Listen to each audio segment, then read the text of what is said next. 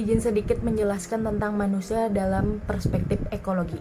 Manusia, sosial, dan lingkungan merupakan elemen siklus dari mekanisme ekologi.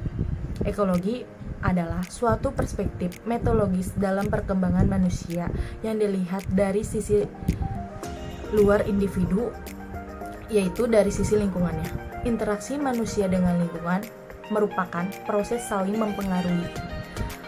Lingkungan memiliki dampak besar bagi manusia karena merupakan bagian penting dalam kehidupan manusia. Sebaliknya, manusia memiliki peran besar dalam lingkungan dalam hal konservasi dan pelestarian. Lingkungan manusia terdiri dari lingkungan alam, ekologi, budaya, sosial, dan ekonomi.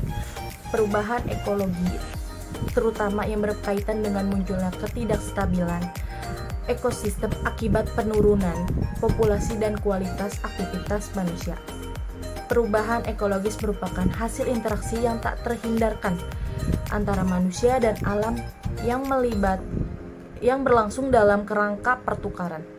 Pertukaran ini melibatkan energi, materi, dan informasi yang dibagikan oleh kedua belah pihak. Baik, saya Diva Hayati Nufus dengan NIM 076 ingin menjelaskan materi ekologi lingkungan manusia. Pertama-tama saya ingin menjelaskan definisi-definisinya terlebih dahulu. Yang pertama ada definisi ekologi. Ekologi adalah ilmu yang mempelajari tentang hubungan timbal balik manusia dengan lingkungannya.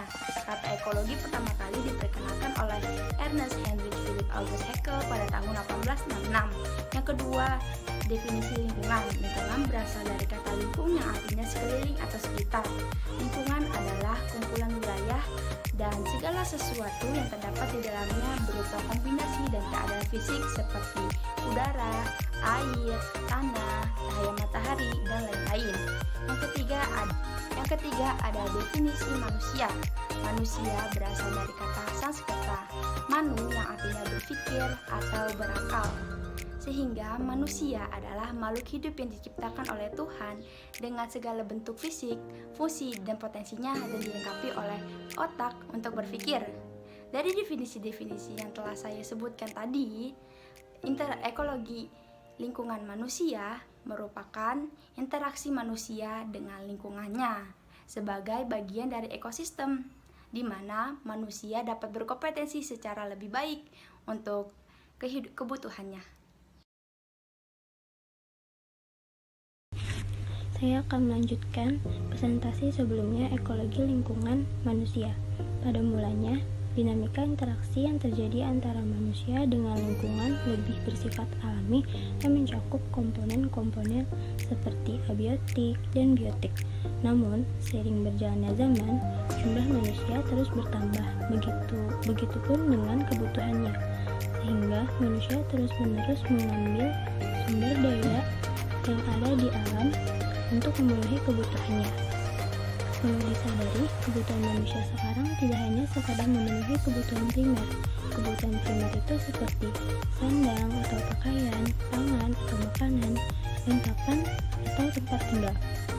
Tetapi manusia sekarang juga perlu memenuhi kebutuhan sekundernya, seperti kendaraan, pakaian yang mengikuti zaman atau tren, dan sebagainya. Komponen lingkungan dibedakan menjadi 4. Yang pertama lingkungan abiotik, yang kedua lingkungan biotik, yang ketiga lingkungan sosial, dan yang terakhir lingkungan budaya. Nah, dari gambar di atas kita tahu bahwa komponen biotik terdiri dari gen, sel, jaringan, organ tubuh, sampai kemudian menjadi organisme, kumpulan dari organisme yang sama, kemudian menjadi suatu populasi, dan selanjutnya kumpulan berbagai populasi akan membentuk komunitas. Gabungan kerjasama dan interaksi antara komunitas satu dengan komunitas lainnya akan membentuk suatu ekosistem.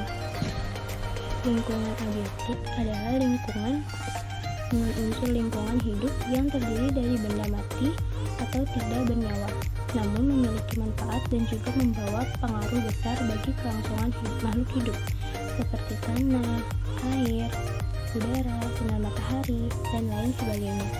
Lingkungan biotik adalah lingkungan hidup yang terdiri atas makhluk hidup dan mikroorganisme seperti manusia, hewan, tumbuhan, makhluk hidup mikroskopik, dan juga materi termasuk dalam komponen lingkungan biotik. Yang ketiga adalah lingkungan sosial. Lingkungan sosial adalah tempat di mana masyarakat berinteraksi antar masyarakat lainnya. Lingkungan sosial yang paling awal, tingkat lingkungan sosial yang paling awal itu adalah keluarga. Yang keempat adalah lingkungan budaya. Lingkungan budaya adalah segala kondisi baik itu berupa materi atau maupun non materi yang dihasilkan oleh manusia melalui aktivitas dan kreativitasnya. Lingkungan budaya yang berupa materi seperti bangunan, peralatan, pakaian, dan senjata. Dan yang termasuk non materi seperti tata nilai, norma, adat istiadat, kesenian, sistem politik, dan sebagainya.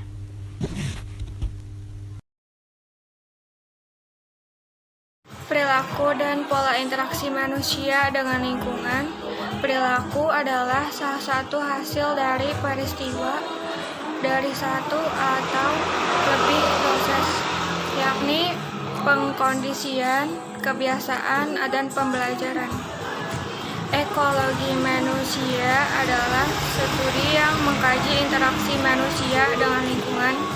Interaksi yaitu suatu bentuk hubungan timbal balik antara individu dengan individu, individu dengan kelompok, serta kelompok dengan kelompok. Interaksi manusia tidak hanya dengan individu dan kelompok saja, melainkan mencakup interaksi manusia dengan lingkungan alam, sosial, budaya, dan ekonomi.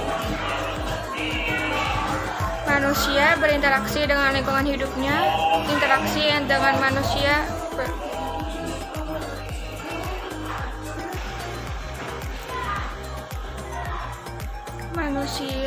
berinteraksi dengan lingkungan hidupnya. Interaksi antara manusia dan lingkungan hidup merupakan proses saling memengaruhi antara satu dan lainnya. Lingkungan hidup manusia terdiri atas lingkungan alam, lingkungan sosial, lingkungan budaya, dan lingkungan ekonomi. Interaksi manusia dengan lingkungan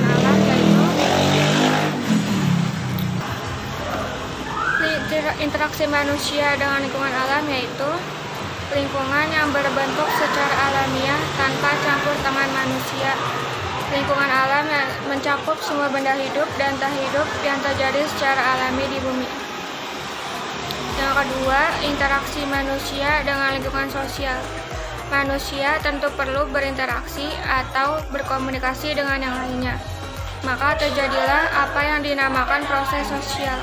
Proses sosial yaitu suatu interaksi atau hubungan yang saling memengaruhi antar manusia. Di dalam interaksi sosial, hubungan terjadi harus dilakukan secara timbal balik antara kedua belah pihak, yang berarti kedua pihak tersebut harus saling merespon.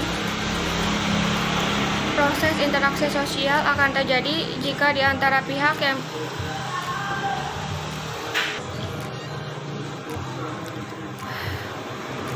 Proses interaksi sosial akan terjadi jika di antara kedua pihak.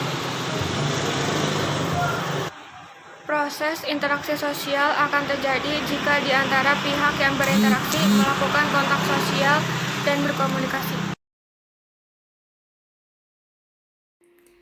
Selanjutnya yang ketiga yaitu interaksi manusia dengan lingkungan budaya. Nah, yang seperti sudah kita ketahui bahwa manusia itu tidak bisa hidup sendiri untuk memenuhi kebutuhan hidupnya. Karena manusia mempunyai kecenderungan untuk hidup berkelompok dan juga bermasyarakat. Nah, di dalam kehidupan bermasyarakat, kita juga harus bisa beradaptasi dengan lingkungan kita sendiri, termasuk di dalam halnya yaitu perilaku, nilai, moral, terus aturan, kepercayaan, dan juga adat istiadat yang berlaku di lingkungan tersebut. Selanjutnya yang keempat yaitu interaksi manusia dengan lingkungan ekonomi. Nah, lingkungan ekonomi adalah faktor yang mempengaruhi jalannya usaha atau kegiatan ekonomi. Nah, faktor pendukung kegiatan ekonomi adalah kebijakan dari pemerintah serta pendapatan masyarakat dan juga sumber daya ekonomi yang tersedia. Nah, manusia dalam kehidupan sehari-hari melakukan interaksi dengan lingkungan ekonominya. Nah, mereka melakukan aktivitas dengan memanfaatkan sumber daya ekonomi yang tersedia. Nah, sumber daya ekonomi adalah alat untuk memenuhi kebutuhan hidup manusia, baik berupa orang ataupun jasa. Ya, contohnya seperti tenaga kerja, kewirausahaan, dan juga modal. Sekian, terima kasih. Saya akan menjelaskan manfaat ekologi manusia dan lingkungannya. Ada 9 manfaat ekologi manusia dan lingkungannya dalam pengaplikasiannya. Yang pertama, mengenal lebih banyak keanekaragaman hayati.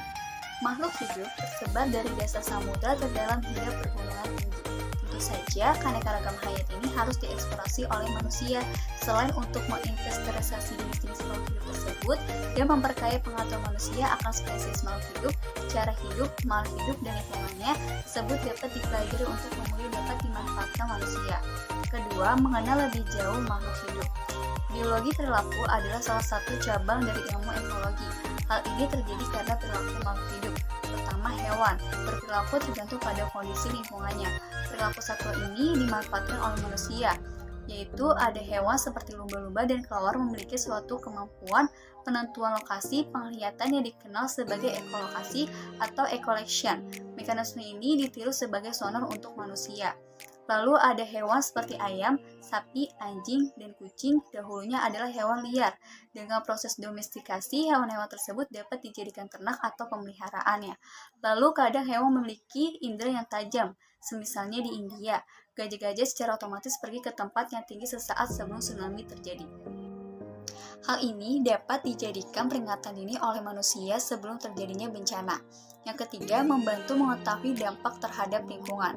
Ekologi dapat membantu manusia untuk mengetahui dampak produk yang dihasilkan manusia terhadap lingkungan.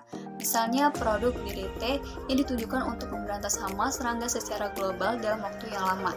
Namun setelah bertahun-tahun digunakan, dampak ekologis mulai terasa. Setelah membantu jangka panjang, maka serangga menjadi resisten. Yang keempat, membantu memecahkan masalah pangan. Manusia sebagai makhluk omnivora merupakan tingkatan tertinggi dalam jaring-jaring makanan. Seperti yang kita ketahui bahwa seluruh materi di muka bumi ini adalah dalam satu siklus. Dalam ilmu ekologi, dijelaskan bahwa makanan yang kita konsumsi merupakan uraian materi dari makhluk hidup lain dimulai dari produksi, konsumen primer hingga konsumen sekunder atau tersier. Semakin tinggi tingkatan tropik, maka akan semakin sedikit energi yang akan diserap. Baik, selanjutnya yang kelima yaitu membantu memecahkan masalah pertanian. Kesuburan tanah tidak subur begitu saja, melainkan ada sangkut pautnya atau ada hubungannya dengan makhluk biologis. Baik, yang keenam yaitu membantu memecahkan masalah energi. Sampai saat ini manusia masih bergantung pada bahan bakar fosil sebagai sumber utama dalam memenuhi kebutuhan sehari-hari, yakni matahari. Bukan manusia saja yang membutuhkan matahari, ternyata makhluk hidup yang ada di muka bumi ini masih yang membutuhkan yang namanya matahari sebagai bahan utama untuk memenuhi kebutuhannya sehari-hari. Ilmu ekologi di sini sangat berperan penting. Selain mempelajari mikroorganisme, ekologi juga mempelajari atau menawarkan pengetahuan tentang bagaimana memanfaatkan barang tersebut, seperti itu. Baik, yang ketujuh, adapun yang ketujuh yaitu membantu memecahkan masalah kesehatan. Dalam masalah kesehatan masih banyak penyakit menular yang berasal dari antara hewan dan manusia. Hal ini dapat dicegah yaitu melalui dengan mempelajari ekologi dengan cara mengetahui bagaimana manusia dan hewan berinteraksi. Baik, adapun yang kedelapan yaitu membuat proses industri yang lebih maju. Makhluk hidup, baik itu hewan, tumbuhan, maupun mikroba, ternyata sangat bagus untuk dipublikasikan dalam proses industri. Kenapa? Karena dalam pengeksplorasian ini akan menghasilkan organisme baru yang dapat dimanfaatkan atau dimanfaatkan kemampuannya di dalam atau sesuai dengan habitatnya. Contoh proses pembuatan minuman wine, minuman keras. Baik, adapun yang kesembilan yaitu mengenal keseimbangan dalam kehidupan. Tanpa kita sadari bersama bahwasanya ilmu ekologi itu membahas tentang kehidupan manusia yang ada di bumi. Kenapa? Karena manusia itu memiliki kegiatan yaitu yang dianggap sebagai populasi. Populasi di sini yaitu apabila populasi manusia semakin meningkat, maka kebutuhan alam itu tidak bisa ditambah, tetapi bisa dirawat